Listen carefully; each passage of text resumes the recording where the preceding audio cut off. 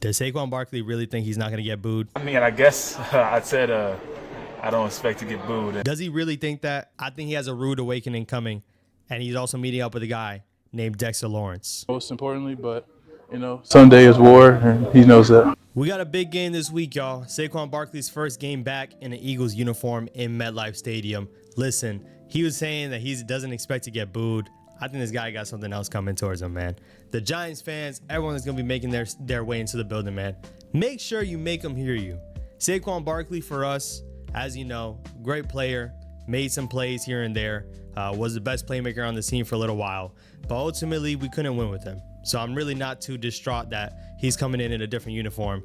Now, it being the Eagles uniform is the big deal, and I hope they make it a big deal. Saquon Barkley has to go up against his top 10 defense with Dexter Lawrence, with Brian Burns, with Azeez Ojulari. A lot of former faces, a lot of new faces, and I hope that we shut them out. I really do. This matchup is really interesting, and I wish we were at full strength, but what I can say is getting Malik Nabers back is going to make this game really interesting. Coming off of a bad game, a bad loss to the Bengals, Malik Nabers was really needed. I'm going to be honest. I wanted to win without him. I think we still could have won that game without him, but he was missed. And now getting Malik Nabers back against, in my opinion, a weak Eagles defense all around. That defense is not scaring me at all. Now, our offense is also the deficiency, and that's going to be the part where we really got to focus on. Our defense up against their offense is something I'm looking to watch all game. All game. They're getting guys back like A.J. Brown and Devontae Smith. They just made their appearance back last week. The offense looked a lot better. But listen, against the Browns, a lot of people look good, as you can tell for us. We also got a W against the Browns as well, and it didn't come easy for them. It did not. Thinking about what this pass rush should be able to do, as you know, the Giants still are at the top of the league with sacks. And after a great performance, in my opinion, the best performance of the year for Brian Burns, I'm hoping he's going to continue to build on that with Kayvon Thibodeau out, but Azeez Ojulari had a game as well. This front line needs to be getting pressure on Jalen Hurts. They have to, because Jalen Hurts is going to give you the ball. A lot of people talk about Daniel Jones turning over the ball. I'm not here to defend Daniel Jones turning over the ball. I'm here to let you know that Jalen Hurts is just as bad when it comes to it. He's given up a couple picks this year, and all in all, I think this defense really needs to take advantage and capitalize on some of those. We don't really pick the ball off too much. We only have one interception to our name this year. I'm looking to see if we can change that this weekend. You already know A.J. Brown is going to be a monster. I expect them to double team A.J. Brown, and Devontae Smith is going to be that guy that's going to be covered by Deonte Banks. You saw what they did with Jamar Chase and T. Higgins. As much as we didn't win the game, their formula really did work. Now, it is a different type of, once again, matchup. But in my opinion, Joe Burrow was at the top of his game, and we were able to shut him down. We need to do the same thing with this Eagles offense. The difference is going to be stopping the run against Saquon Barkley. We need to stop him. We really do.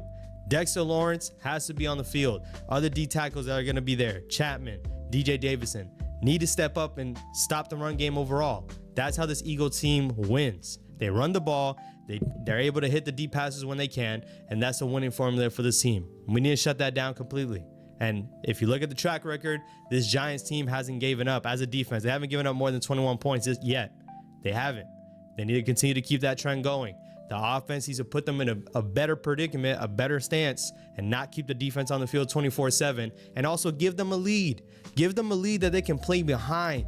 We need to be able to have these pass rushers going. If we get the Eagles once again down on the 8 ball and the defense can play with their ears pinned back, that's what you want to see, because now you're going to see them drop back to pass a lot more often. And I think if you let Jalen Hurts throw the ball over 30 times, we have a good chance of winning. I don't care what anyone says.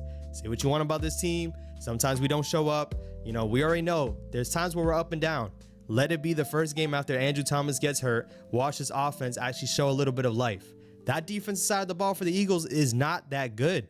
They're just flat out not. When you look at the DBs, Darius Slay is not the same Darius Slay that we know. They're starting a rookie corner in Quinyon Mitchell.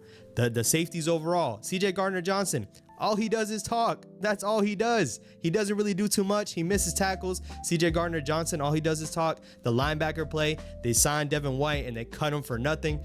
This defense can be had. It is not a strong defense that we're usually used to seeing. As you know, they used to have a good front four. Right now, they don't really have a household name at the edge rusher except for Brandon Graham in his 20th season. Like, there's not that many guys on that side. I'm not going to sit here and convince you guys that Daniel Jones will play a good game. That's what I'm not going to do. But what I will tell you is no matter what Daniel Jones is doing, he's going to be throwing the ball to Malik Nabers. Malik Nabers is clear to go. No concussion. There was something popped up with his groin, but it looks like he's clear to go in general. This is going to have to be a big game for Malik Nabers if we're going to try to win. And as you know, those first 3 weeks, he was leading the league in targets, leading the league in catches, leading the league in yards. This guy is a star, and you're going to see him on the field against that Philly defense. And once again, I don't think any DB has anything for him. If I'm the Eagles, they're going to have to double team him, and we're going to have to go elsewhere. It's all going to be contingent on Daniel Jones, but I'm letting you know right now, Daniel Jones is going to target Malik Nabers, and he's going to get his touches.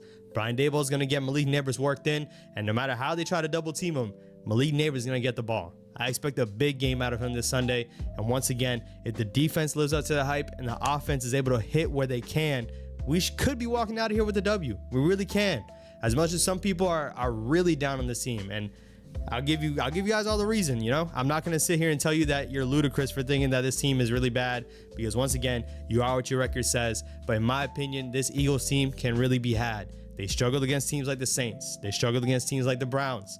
They came out with the W, but people are thinking that this Eagles team and this Giants team are in different playing fields and different levels. I've been saying it all year. This NFC East is the most vulnerable it's been, and this Eagles team is a prime example of that. We're going to be able to see that this upcoming Sunday, and hopefully the Giants continue to exploit the weaknesses of the offense.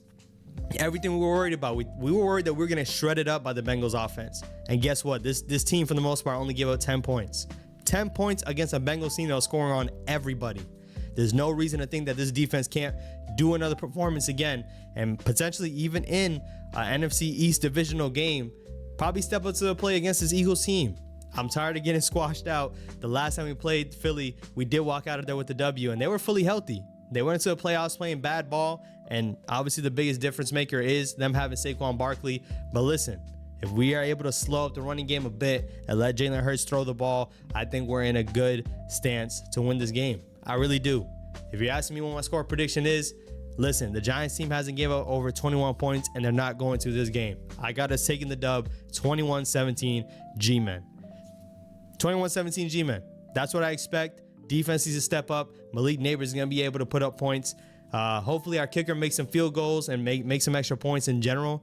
And hopefully we get this day under wraps, man. Once again, everyone that's in the stadium, boo the heck out of Saquon Barkley. Saquon Barkley, I hope he has a terrible game.